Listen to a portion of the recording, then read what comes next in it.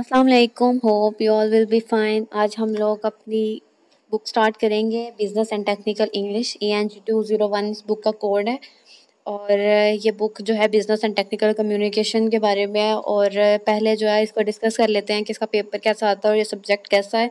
ये बहुत ज़्यादा इजी सब्जेक्ट है। फर्स्टली अगर आप लोग लेक्चर्स देख लेते हैं तो आप कंसेप्ट अगर इस चीज़ का ले लेंगे तो आपका पेपर जो है वो 100% ठीक हो जाएगा। ठीक है, बुक को रट्टा लगाने की ज़रूरत नहीं है। You just have to prepare all the bullet points firstly. ठीक है, आपको बुलेट पॉइंट्स आ सकते हैं, इसके अलावा आपको पेपर में कुछ नहीं आएगा। देन आप लोगों ने जो चीज़ इसमें करनी है वो ये है कि आप लोगों ने कॉन्सेप्ट लेने हैं, आपने जो है अपने ग्रामर को ठीक रखना है। ठीक है, कहाँ पे कॉमा, इस तरह की चीज़ें ये लोग इसमें बताएंगे। और बिजनेस के बारे में बात है बस, तो आप लोगों को MCQs दे देते हैं वो पेपर में कि इनको सॉल्व करें। देन आपको ट्रू फॉल्स आएंगे, इसके अलावा पेपर नहीं आता। ठीक है, तो इसको ये नहीं करना कि डेफिनेशन को रट्टा लगाने बैठ जाना, ऐसे कर देना, पेपर बहुत ज़्यादा इजी आता है। ठीक है, पास पेपर्स कर लेने हैं और जो है पेपर क्लियर हो जाता है। तो अभी हम लोग शुरू करते हैं अपना फर्स्ट लेक्चर। और फर्स्ट लेक्चर है हमारा introduction to business and technical communication. पहले हम इसका इंट्रो लेंगे। तो उसकी आउटलाइंस हैं कि introduction to business and technical communication, books and websites, modules, importance of business and technical communication और टाइप्स ऑफ कम्युनिकेशन। ये चीज़ें हैं जिनका हमने ओवरव्यू लेना है।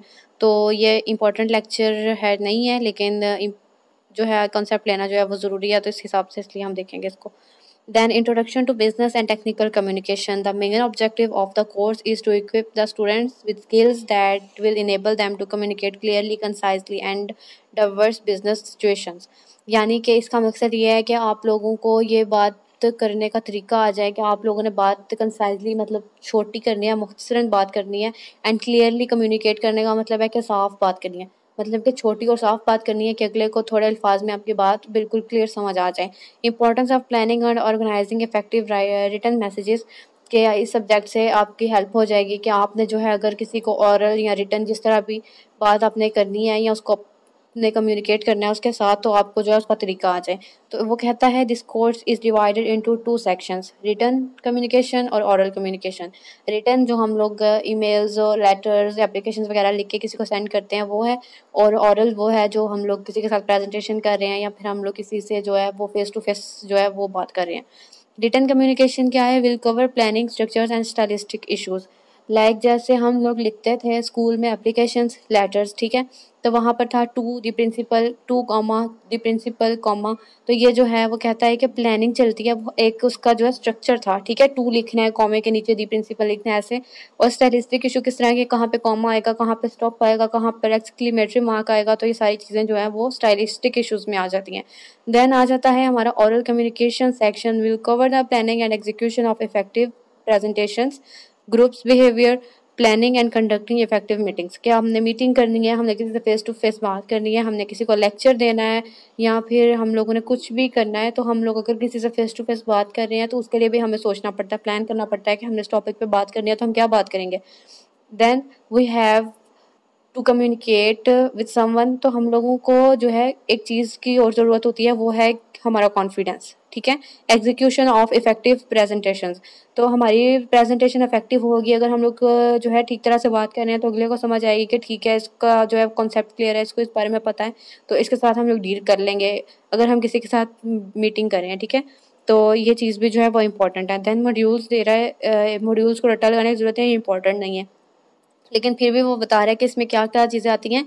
देन मॉड्यूल 1 में आ रहा है basic of technical and business communication और फॉर्म ऑफ रिटन कम्युनिकेशन। अब रिटन कम्युनिकेशन की जो फॉर्म्स हैं उसमें क्या क्या आ रहा है ये देख लें आप। मैं हाईलाइट कर देती हूँ। रिपोर्ट्स आ रहा है, proposals, letter, memos. Memos application क्या होती हैं ये हम लोग आगे देखेंगे। Resumes, instructions and specific documents. तो उसके बाद आ रहा है research and writing. Then oral communication जो हम लोग बात कर चुके हैं, फेस टू फेस हम लोग जो बात करते हैं एक दूसरे से। Importance of business and technical communication helps a person to identify different roles at work place. ज़ाहिर सी बात है कि अगर हमारी बिजनेस कम्युनिकेशन, अगर हम लोगों को, अगर हम यूनिवर्सिटी में भी किसी टॉपिक पे फॉर एग्जांपल बात कर रहे हैं, ठीक है, तो हम लोगों के पास अगर उस टॉपिक को लेके हमारे कॉन्सेप्ट क्लियर है, हम लोगों को कोई बात करनी आती है, तो हम बात करेंगे ना। तो इसीलिए वो कह रहा है कि बिजनेस एंड टेक्निकल कम्युनिकेशन में क्या है कि ये हेल्प करता है एक पर्सन को to identify different roles at the work place, के उसको जो है वो बात करनी आ जाएगी। देन यहाँ पर उन्होंने ग्राफ शो किया, ये पेपर में पूछेंगे नहीं, बट आपको पता होना चाहिए कि ग्राफ ऐसा होता है, और वो यहाँ पे उसको जो है थोड़ा सा डिफाइन कर रहा है कि ये ग्राफ किस चीज़ का उसने बनाया, plotted of percentage of hours spent versus the number of people who responded to the survey, कि कितने लोगों ने सर्वे पे जो है वो रिस्पॉन्स दिया है, वो सारा कुछ इसने लिखा है। Besides enabling to do your job, writing well can bring you many personal benefits. वो कहता है कि अगर आप जॉब के लिए नहीं लिख रहे तो उसके अलावा भी जो राइटिंग स्किल्स हैं वो आपको बहुत जगह पे हेल्प करती हैं। कैसे? Recognition in the form of praise, raises, promotion. तो ये चीज़ों के बारे में भी हेल्प करता है, लेकिन ये पेपर में फिर नहीं आएगा, तो इसलिए जो है ना आपने सिर्फ इसको एक बार रीड आउट कर देना। पहला जो चैप्टर है वो इम्पॉर्टेंट नहीं है। देन आता है purpose of writing. As a student you communicate for educational purposes, for example writing terms, papers, taking a written exam etcetera. ठीक है, वो यहाँ पर एम्प्लॉय और स्टूडेंट को जो है वो कंपेयर कर रहा है। कहता है कि अगर एक स्टूडेंट है तो वो पेपर देने चाहता है, एग्जाम देने चाहता है। वीयू में तो हम कंप्यूटर पे देते हैं, लाइक हमने जो पहले दिए थे अपने ओ लेवल टाइप के, तो वहाँ पर था कि हम लोगों को रिटन पेपर देने पड़ते थे। तो वो कहता है कि हमें लिखने पड़ते हैं, उसके अलावा हम लोग को एप्लीकेशंस भी लिखनी पड़ती हैं एज अ स्टूडेंट। फिर वो कहता है then if you are employ, तो आप लोगों को इंस्ट्रूमेंटल पर्पसेस के लिए भी इसको करना पड़ता है। आपको काम के लिए कोई मेल लिखनी पड़ जाती है, या आपको कोई पेपर जो है वो रिटन फॉर्म में करना पड़ जाता है। तो अगर आपको लिखना आता है, आपके पास स्किल है, तो दैट इज़ गुड। तो ऑडियंस के बारे में यहाँ पे जो हम ऊपर देखा है इसकी outline, at school your interaction is not only with one person. यहाँ पर इसने लिखा हुआ है कि at your school interaction is only with one person, लेकिन हमारी वन पर्सन से तो होती नहीं है, तो द इंस्ट्रक्टर। और इसके बाद लिखा हुआ है in contrast at work you will often create communication.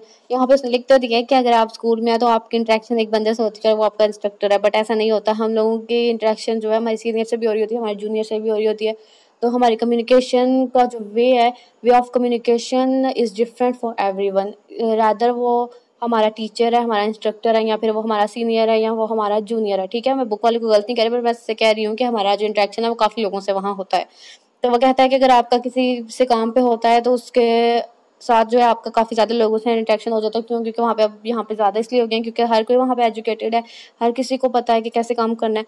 तो देन वो कहता है कि वहाँ पर ज़्यादा हो जाता है। That will address a wide variety of people with different background. हर किसी का बैकग्राउंड अलग है, हर किसी की जो है वो स्टडीज़, हर किसी की एजुकेशन और सब कुछ जो है वो अलग अलग है। They will make your information, or the use they will make your information, the kind of professional and personal concerns they will bring to your presentation। ये सारा कुछ important नहीं है, तो इसको बस जो है ना वो स्किप कर दें। फिर यहाँ पर एक पढ़ने वाली जो चीज़ अब आ रही है वो है टाइप्स ऑफ कम्युनिकेशन, कि आप कम्युनिकेशन कैसे कह सकते हैं। People at work write different communication that those of written at schools, instead of terms, papers and exams they write such as memos. Memos क्या होता है? It is a type of specific paper और document जिसमें आपने जो है किसी एक स्पेसिफिक चीज़ के ऊपर जो है ना वो डिस्कशन करनी होती है, उसका रिजल्ट वगैरह निकाल के देना होता है। इसके बारे में जो है हम आगे जाके जो है ना वो काफ़ी डिटेल में पढ़ेंगे, क्योंकि ये एक पूरा टॉपिक आएगा। देन आता है बिजनेस लेटर, जो हम लोग बिजनेस लेटर्स वगैरह लिखते हैं अगर हम किसी कंपनी के साथ डील कर रहे हैं एटसेट्रा, तो फिर हम बिजनेस लेटर्स भी लिखते हैं। इंस्ट्रक्शंस क्या होती हैं? इंस्ट्रक्शंस हदायत जो हम किसी को दे रहे होते हैं, ये वो है। उसके बाद प्रोजेक्ट प्रपोजल्स के हम अक्सर किसी को कह रहे होते हैं कि प्रोजेक्ट का प्रपोजल हम सेंड करते हैं। फॉर एग्जांपल जैसे हम लोग कभी अपनी सीवी वगैरह बना रहे होते हैं, या प्रोजेक्ट प्रपोजल्स के लिए हम लिख रहे होते हैं कहीं पे जाके, क्या हम लोग ये काम कर सकते हैं, आप हम लोगों को जो है वो हायर कर सकते हैं एटसेट्रा। और प्रोग्रेस रिपोर्ट्स के अगर आप किसी ऐसी कंपनी में काम कर रहे हैं कि आप मैनेजर हो गए हैं या कुछ भी हो गए हैं, तो वो आपको कह रहे हैं कि आप कंपनी की प्रोग्रेस की जो रिपोर्ट है सारी बना के लाएं एज अ ग्राफ और एनीथिंग एल्स, तो वो जो है इसमें आ जाती है कि आपको प्रोग्रेस रिपोर्ट भी बनानी पड़ सकती है। और कुछ इसमें आता है, it is absolutely essential to think constantly about your readers. तो वो कहता है कि यहाँ पर जो हमारा टॉपिक है ownership of a writers work, तो कहता है कि अगर आप एक राइटर हैं तो आपको राइटर होते हुए किन बातों का जो है ख्याल रखना चाहिए कि रीडर आपके बारे में क्या सोच सकता है। तो यहाँ पर उसने लिखा है think about what they want from you, think what they want from you and why, कि वो आपसे क्या चाहते हैं और क्यों चाहते हैं। अगर आप एक राइटर हैं तो आपको ये बात याद रखनी चाहिए कि आपका जो रीडर है, जो आपकी लिखी हुई बुक पढ़ रहा है, वो आपसे क्या जो है वो कंसर्न कर सकता है। तो उसके बाद है think about the way you want to affect them, कि इस बारे में सोचें कि अगर आप कोई बुक लिख रहे हैं तो आपकी बुक जो है उसके जो टॉपिक्स हैं वो कैसे अगले बंदे को जो है वो इफेक्ट कर सकते हैं। ठीक है, then about think about the way they will react what you have to say, कि आप जो कहना चाहते हैं वो उसके ऊपर कैसा रिएक्ट करेंगे, इसके बारे में भी सोचें। ठीक है, think about them as if they were right there in front of you while you talk together. The communication must affect in specific ways and the individuals you are addressing. वो कहता है कि इस बात का भी ख्याल रखें कि अगर आपकी बात उनसे राइट अवे फ्रंट पे हो रही है, then you have to talk to them together. तो कम्युनिकेशन जो है वो कैसे जो है एक इंडिविजुअल बंदे को अगर आप एड्रेस करके बात कर रहे हैं तो वो कैसे इफेक्ट करेगी। तो ये स्टेप्स भी जो है इतने खास याद करने वाले नहीं है, लेकिन आपको जो है इसमें से तकरीबन कोई से 3 भी सेंटेंस जो है वो याद कर लें अगर पेपर में आपने करने हैं तो दैट वर इनफ। देन अगले हमारी जो चीज़ आ रही है, right in a professional environment you need to remember 3 things. अगर आप प्रोफेशनल इन्वायरमेंट में काम कर रहे हैं तो आपको 3 चीज़ें याद रखनी है। रीडर्स क्रिएट मीनिंग, कि जो रीडर है वो क्या मीनिंग क्रिएट करेगा, ठीक है। उसके बाद है readers response are sharpen by situations, कि जो सिचुएशन चल रही होगी उसके दिमाग में उस हिसाब से भी वो रिस्पॉन्स कर सकता है। Readers react on a moment bye moment basis, यानी कि अगर कोई बंदा नॉवल भी पढ़ रहा है तो कैसे होता है कि हाई लाइफ ने यहाँ पे ये क्यों कर दिया, वो क्यों कर दिया। देन वो कहता है कि मोमेंट बाय मोमेंट जो जो आप काम कर रहे हैं उस हिसाब से जो रीडर्स हैं उनके रिएक्शन चेंज होते रहते हैं। तो यहाँ पर इसने कुछ ये स्टेप्स लिख दिए हैं। आई थिंक ये हमारा लेक्चर कंप्लीट हो गया है। तो यहाँ पर वो लिखता है कि हम 3 स्टेप्स देख लेते हैं। Instead of receiving the message people interact with the message to create meaning. While reading, we build larger structure of knowledge from small fragment of sentences. वो कहता ये है कि अगर हम लोगों के साथ इंटरेक्ट नहीं कर रहे और अगर लोग हमारा मैसेज रिसीव कर रहे हैं, तो अगर हम लोग बात कर रहे हैं तो कोई बंदा उस बात से उसके बातों के जो स्मॉल फ्रेगमेंट्स हैं उससे कोई भी मीनिंग ले सकता है, ठीक है। वो build larger structures of knowledge from small fragments of sentences, के हम लोग अगर उसको अच्छे तरीके से बयान कर देंगे तो लोग जो है उसको अच्छा मीनिंग लेंगे, और जो लोगों के जो मैसेज रिसीव होने पर जो उनका इंटरेक्शन है मैसेज के साथ वो नेगेटिव पॉजिटिव वाला, वो इससे जो है इफेक्ट हो सकता है। Response to a communication are shaped by our total situation surrounding the message, यानी कि अगर आप किसी का रीडर जो है वो आपके मैसेज को या कम्युनिकेशन को रिस्पॉन्स कर रहे हैं तो वो टोटल इस चीज़ पे जो है वो रिले कर रहा है कि जो मैसेज के ऊपर रिस्पॉन्स करने वाला यूज़र है या फिर ये कहने कि वो रीडर है उसकी सराउंडिंग जो है ना उस पर जो है वो रिले कर रहा है ये चीज़, कि वो किस तरह का बंदा है और उसके दिमाग में उस वक्त या उसके हाल किस तरह के हैं या उसके एम्स या पर्सनल इश्यूज़ और उसके इंटरेस्ट जो हैं।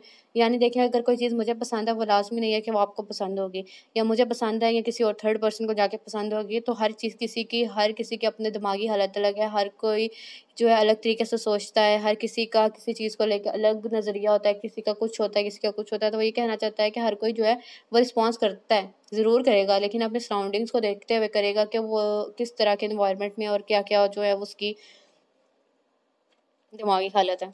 On job paper react to each part of the memo report and other business as soon as they come to it. वो कहते हैं कि जो बिजनेस वाले लोग होते हैं मेमोज वगैरह, जैसे कि मैंने पहले बताया कि it's a specific document for a specific work, तो रिपोर्ट और other business communication as well soon, जैसे कि उनको जो है इस बारे में पता चलता है या फिर उनको इस बारे में आगाही हो जाती है तो वो जो है इसके ऊपर काम करना जो है वो शुरू कर सकते हैं या कर देते हैं। तो इसमें इतना ही था, इसमें याद करने वाली कोई चीज़ नहीं है सिवाय इसके कि आपने टाइप्स ऑफ कम्युनिकेशन याद करनी है। Then thank you so much, next lecture देखेंगे। अल्लाह हाफ़िज़।